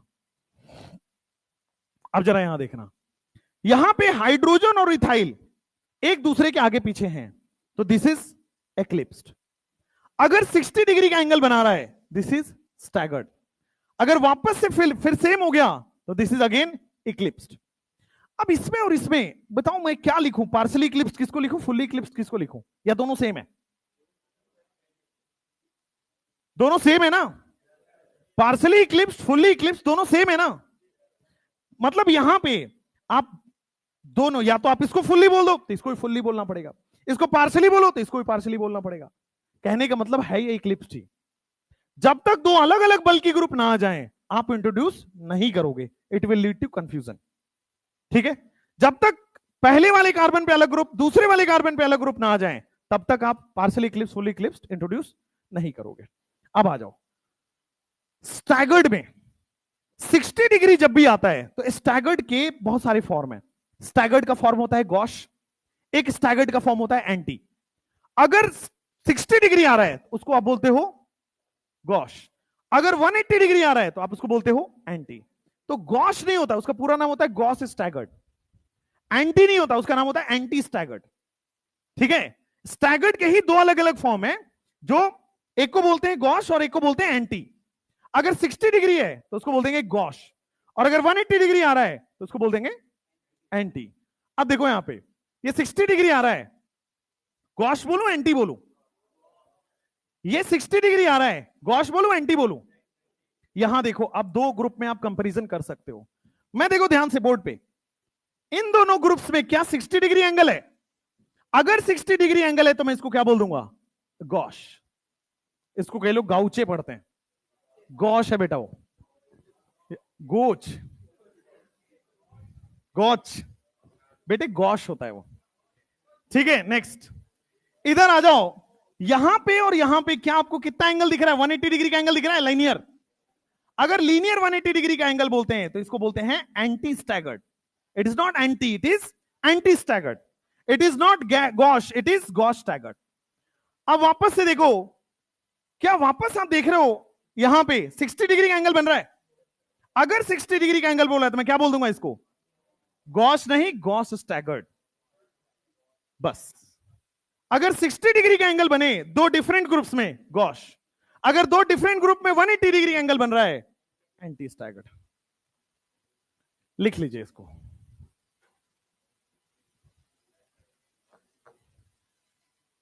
ये भी आसान है, बहुत आसान है।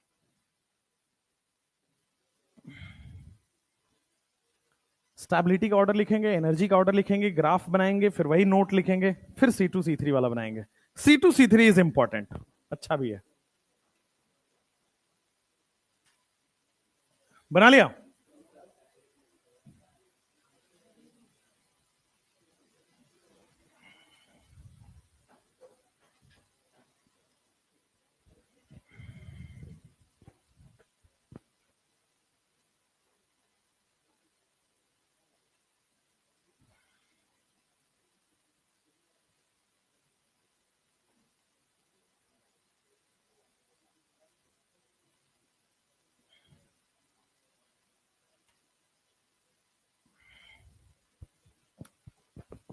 बेटा तुम पीछे क्यों बैठ गए एकदम जाके?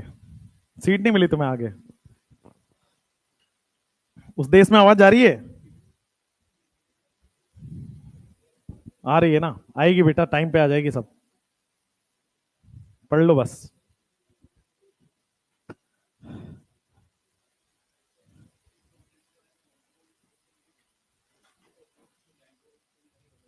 नो, दो बल्कि ग्रुप होने चाहिए। हाइड्रोजन बल्कि नहीं है, दो बल्कि ग्रुप होना चाहिए। यस।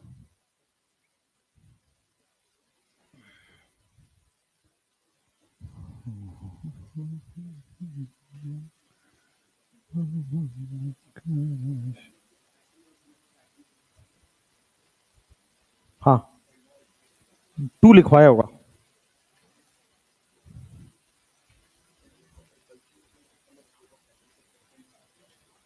किसमें? अच्छा, उसमें बल्कि आएगा, चेंज करा लेंगे उसको। हो गया? हो गया ना? स्टेबिलिटी ऑर्डर बता पाओगे? एक 1, इसको बोल देते हैं 2, इसको बोल देते हैं 3, इसको बोल देते हैं 4, इसको बोल देते हैं 5, कंपाउंड नंबर 6, कन्फर्मर नंबर 7। बताओ स्टेबिलिटी का ऑर्डर सबसे ज्यादा स्टेबल कौन होगा?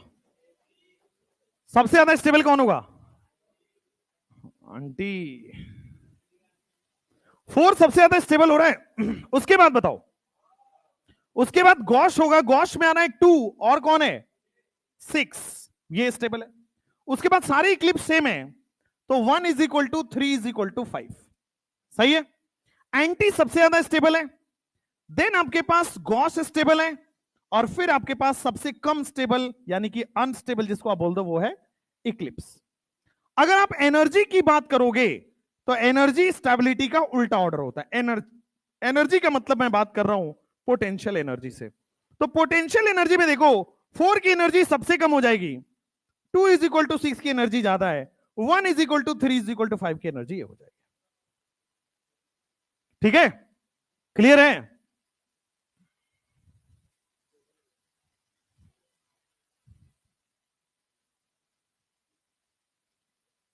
7 भी।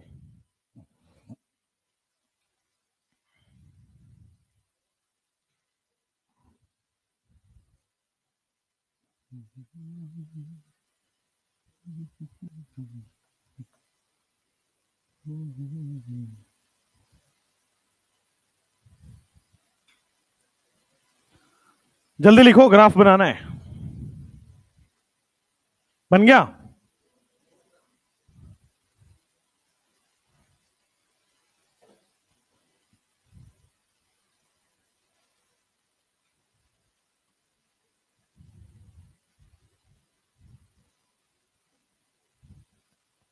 आज तुम्हारा बॉटनी का क्लास होगा ना?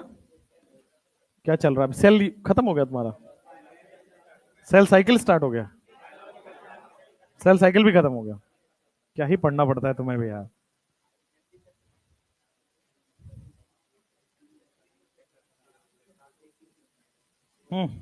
एमडी से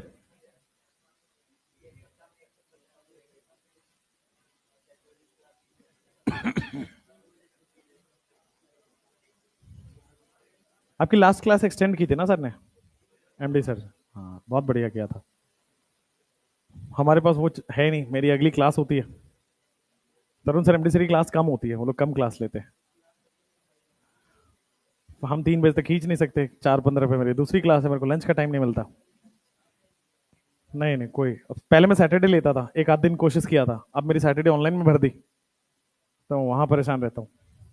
बढ़िया हो गया।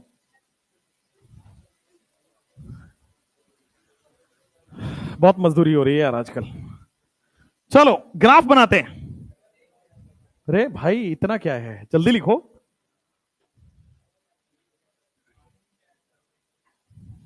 छापो छापो।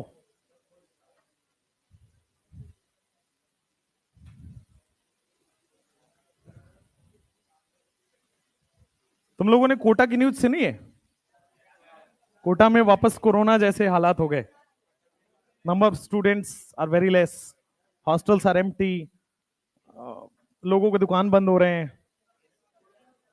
ये दिस ईयर, इस साल। मजा नहीं आना चाहिए यार भाई, किसी का भी रोजी रोटी है, ऐसा खराब है। हम नहीं खराब कर रहे भाई, हम अपना अच्छा काम कर रहे हैं, बाकी क्या खराब हो रहा है उससे हमें क्या पता है। बट हाँ, हाँ हाँ इधर इधर फोकस। तो एक्चुअली क्या है, लास्ट 2 साल में कोटा में बच्चों को बहुत दिक्कत हुआ है। लास्ट 2 साल बहुत लूटा है यार वहाँ हॉस्टल वालों ने। 18,000 रुपए हॉस्टल फीस है, पता है आपको? उससे कम में हॉस्टल दे ही नहीं रहे थे वो। इस बार बच्चों ने मजे से खा दिए। लो, इस बार सारे हॉस्टल वाले गार्ड को बाहर बिठा के रखे हैं कि कोई दिख जाए तो बस खींच लो अंदर। बच्चा दिख नहीं रहा फिर भी, लेकिन ठीक है ना। अभी तो 4,000 5,000 6,000 में सब देने को तैयार है। लास्ट ईयर ऐसा हुआ था, मतलब बच्चे फोन करते थे, सर आपके जानने में कोई हो तो आप मुझे वहां रखवा दो। तो बच्चे 20-20 किलोमीटर दूर रह रहे हैं कोचिंग से, वहां से आने के लिए, है ना। आपने क्रैश कोर्स देखा है? Have you watch that crash course series, web series? देख मत लेना जाके कि हमने बोला है सर अब कल छुट्टी करेंगे क्योंकि आज क्रैश कोर्स देखना है, ये नहीं। ऑलमोस्ट सिमिलर सिनारियो दिखाया गया है उसमें, ऑलमोस्ट। कोटा की जो सिनारियो होती है, मैं तो वहां रहा हूं, मैं तो पढ़ा हूं और पढ़ाया हूं, तो मैंने तो दोनों जर्नी देखी है, from student to a teacher. दोनों परस्पेक्टिव मेरे को पता है, स्टूडेंट क्या सोचता है और टीचर क्या सोचता है। तो I have been through all those things, और मैंने जहां पढ़ा है वहीं पढ़ाया भी है। जिस क्लासरूम में पहले बैठा होता था उसी क्लासरूम में आगे आगे पढ़ाया भी है, उसी सेम क्लासरूम में। तो that was a good moment for me. अच्छा, इसमें कोई बड़ी बात नहीं होती है, इसके लिए कोई बहुत अलग से सींगने निकले होने चाहिए। नॉर्मल आप कर लोगे, आपको पढ़ाना आना चाहिए। Teaching is an art, it's not a knowledge. ज्यादातर आईआईटीएंस फेल हो जाते हैं पढ़ाने में, रीजन उनको नॉलेज बहुत आता है बट डिलीवर करने नहीं आता है। ठीक है, ग्राफ बना लेते हैं। तुम बातें में खींच लिए थे मुझे, मैं समझ गया। चलो, पोटेंशियल एनर्जी, और वापस से यहां पे बना लीजिए आप एंगल ऑफ रोटेशन। तो PE and angle of rotation.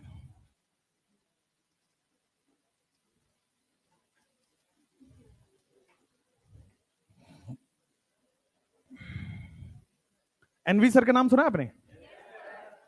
तो he was my teacher.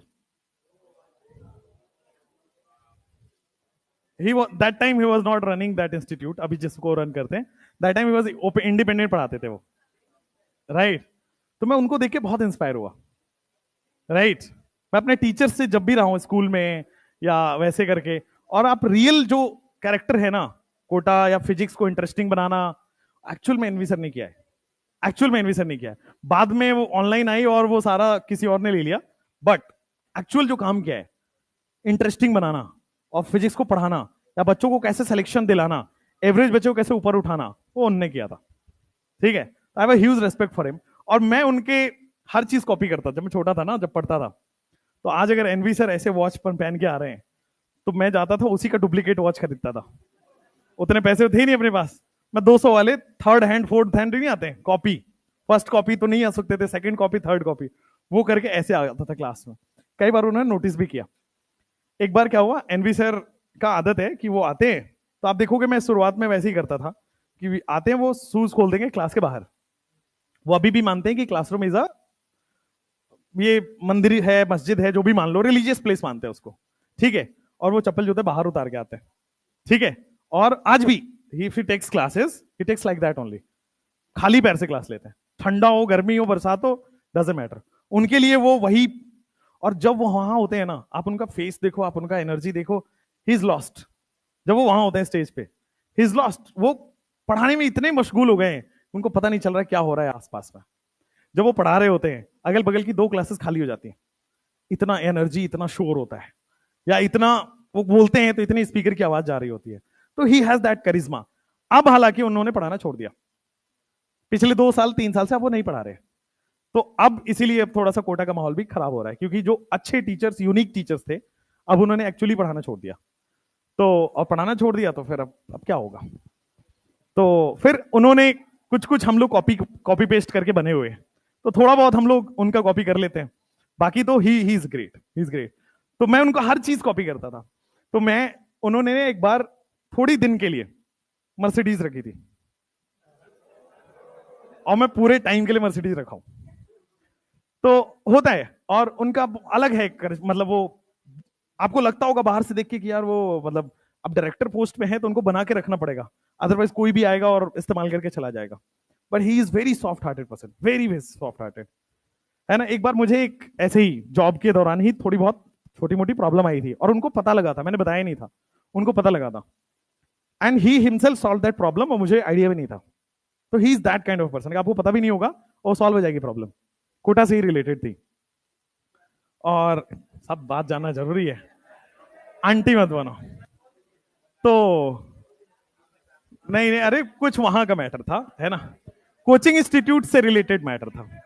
Actually someone tried to poach me in one day, ऐसे आराम, कोटा में कुछ लोग हैं ना, नाम सुने ही होंगे। तो समवन ट्राइड कि कि आप आ जाओ जल्दी से। और मुझे एक, जब कोटा में ये सब होता है तो it's kind of a kidnapping. आपको मैं आपकी रियल स्टोरी बताता हूँ। When I was in 2020, corona से पहले, जनवरी का वो था, पूरी रात आई वाज बिन एक होटल में मेरे को ऑलमोस्ट बंद करके रखा गया था। बंद कमरे में नहीं था, बट उधर भी गार्ड है, इधर भी गार्ड है, आपके इस फ्लोर पे जितने रूम है सब आपके हैं, जाना नहीं है सर, डिसीजन बना के जाना है, हाँ करो ना करो, लेकिन यही करो, और ना का ऑप्शन नहीं है सर, है ना। तो इस टाइप की होती है ये। मैं पहले सुनता था कि यार कैसे कर सकते हैं किसी के साथ कि हाँ नहीं आपको मेरे यहाँ ही करना है, मेरे यहाँ ही पढ़ाना है, या मेरे यहाँ ही जॉब करना है, बट एक्चुअली में होता है। और पता कैसे होता है, उनके पास होती है 10-12 बैंक के चेक। सर फेवरेट बैंक कौन सा है, वो चेक एक चेक लिस्ट देंगे कि सर इस पे कोई लिमिट नहीं है, भर लेना sir. This is kind of a thing जो कोटा में होता है, एक्चुअल होता है। जब आप अच्छे पढ़ाने लगते हैं, जब आपकी बदौलत सिलेक्शन होने लगता है, तो लोग एफर्ट मारते हैं। तो उसी में से एक एफर्ट था। तो जब मैं पढ़ता था तो मैं सुनता था, ठीक है, और मैं भरा नहीं क्योंकि उससे बड़ा चेक किसी और ने दे दिया था। तो मैं भरा नहीं वहां पे, बट आई वॉज बीन, मैं सुबह 11 बजे रात मीटिंग स्टार्ट हुई, और मीटिंग चली आधे घंटे की, सर हाँ करना है या ना करना है, आज ही करना है, और ना का ऑप्शन नहीं है, और ये 2 लोग यहीं खड़े रहेंगे, भाई जाएंगे नहीं, और ये फोन नंबर है सर, जैसे ही आपका मन बन जाए आप बता देना, पूरा सोच लो सर, और पढ़ाने के लिए ही। तो फिर मैंने रात में 4 बजे तक, वो हुआ कि सर नहीं बन रहा है मूड, है ना, अभी मेरे को कोटा छोड़ना था, उस समय कोटा नहीं रहना था। तो मैं 2020 में आप देखोगे तो कोटा छोड़ दिया था। 19 आई स्टार्टेड अर्ली, 2-2.5 साल के आसपास पर पूरा काम किया था। फिर मेरे को लग गया था कि यार ये शहर में कुछ ना कुछ तो गड़बड़ हो रहा है, थोड़ा सा मेरी वजह से, मतलब मैं ऐसा नहीं कि एजुकेशन सिस्टम को लेके मुझे कुछ लगी थी, मेरा थोड़ा लाइफ अलग था, मेरा थोड़ा जर्नी अलग था। मैं सोचा बाहर निकलते हैं, बाहर जाके काम करते हैं, और बाहर निकला तो अच्छा ही हो गया, है ना सब कुछ। तो फिर अन अकेडमी हैपेंड, फिर I started in an academy and people knew, है ना, लोग वहां से जानना स्टार्ट किया। वैसे मैं पढ़ाता ऑनलाइन करियर पॉइंट पे भी था, है ना, एक बहुत मेरा छोटा भाई है वो, मैं नहीं हूं, देखोगे तो आपको वर्जन दिख जाएगा, आप मेरे करियर पॉइंट वाले लेक्चर्स देखोगे तो मैं लगूंगा ही नहीं कि मैं हूं, जबकि वो है 4-5 साल पहले की बात, मैं बहुत नौजवान हूं अभी, ठीक है ना, है 4-5 साल पहले की बात, बट आई जस्ट स्टार्टेड। और उसमें भी एनवी सर का बहुत बड़ा रोल है। मैं एनवी सर के यहाँ था, मैं पढ़ाई वढ़ाई करके मैंने घर वालों को दिखाने के लिए एक एमएनसी की नौकरी ली। 7 दिन वो हुआ, एमएनसी का टैग लग गया कि भाई एमएनसी में काम करता है। 7 दिन के बाद मैंने छोड़ दिया, और फिर मैं चला गया एनवी सर के पास सीधा कि सर मेरे को पढ़ाना है और मैं नहीं करना है, और मैं कॉलेज में 2 साल से पढ़ा रहा हूँ, ये देख लो।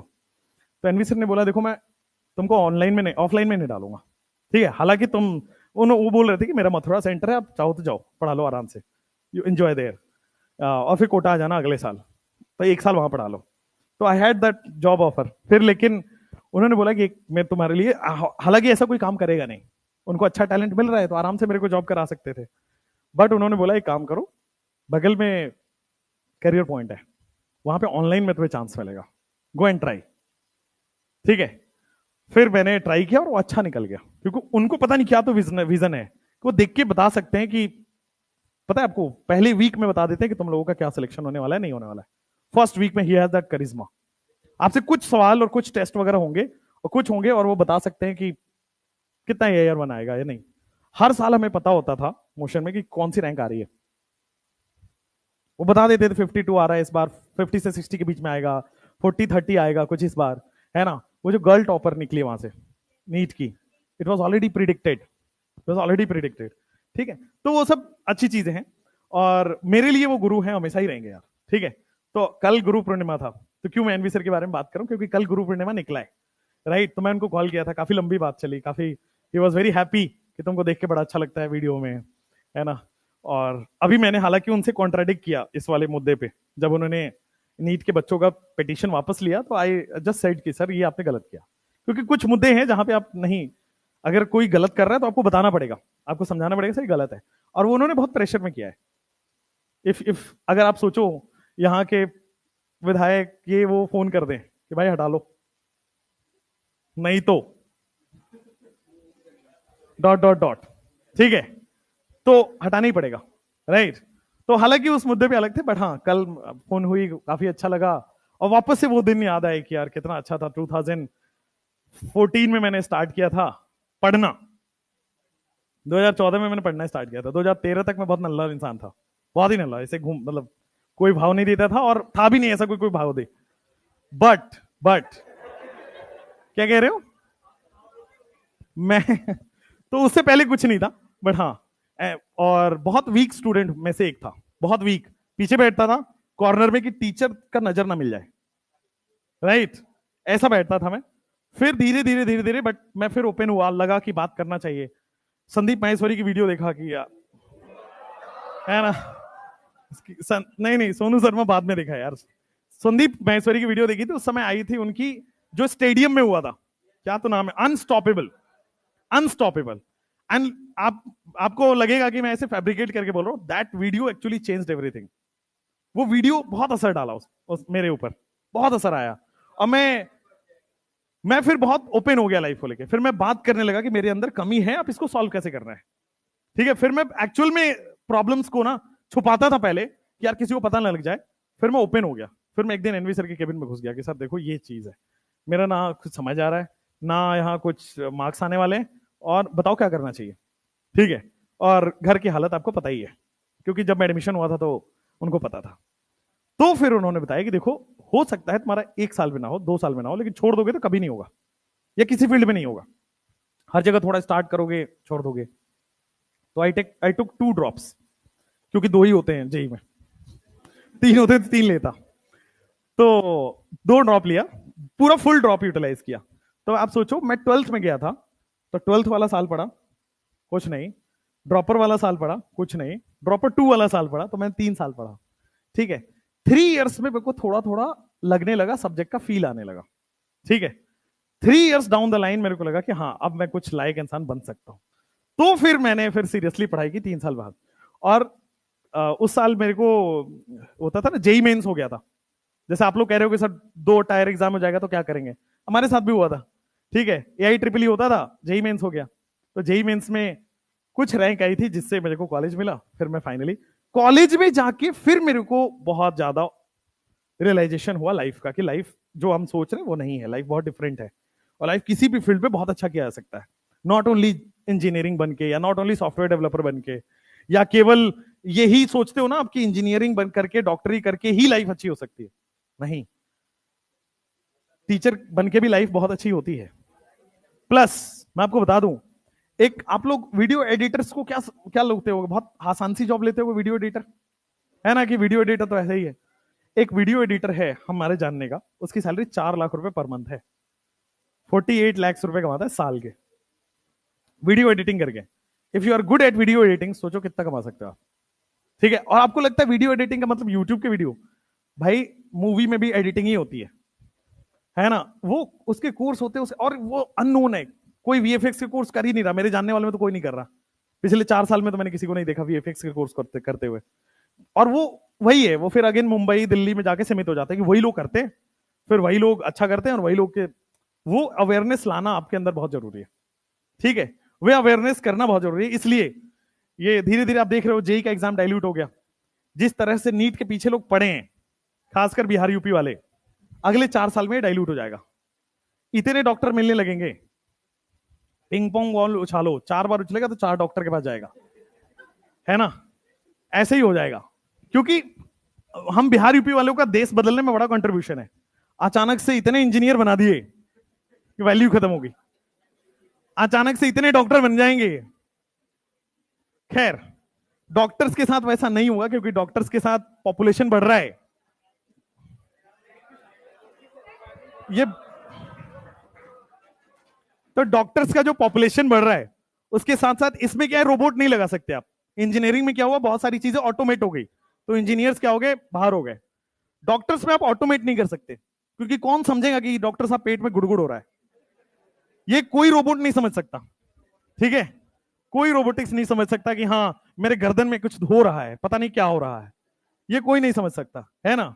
मतलब एक देखा था मैंने कि सोने के समय ठंडा लगता है, पेशेंट आई, बहुत बूढ़ी पेशेंट थी, ओल्ड पेशेंट, डॉक्टर आते, सोने के समय बहुत ठंडा लगता है हमको, अब इसका दवा लिख के बताओ।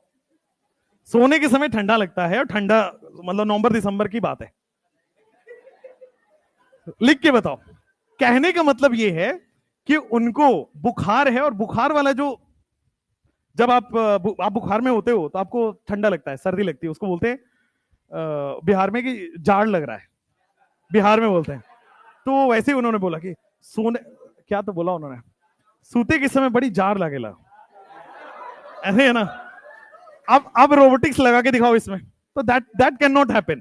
तो डॉक्टर्स तो बच जाएंगे, फॉर लॉन्ग रन डॉक्टर्स तो बच जाएंगे, क्योंकि और हम लोग बहुत एडवांस हैं उस मामले में कि हम दो हमारे दो पे रुकेंगे ही नहीं। हम क्यों माने किसी की बात, इंडिपेंडेंट है हम, हमारे यहाँ ये कल्चर है ना। तो उस चक्कर में डॉक्टर्स, और वो मल्टीप्लाई होते जा रहा है, और उस चक्कर में भाई होते जा रहा है, ध्यान देखिए। खैर, ये जो ग्राफ है इसको अब कल बनाएंगे।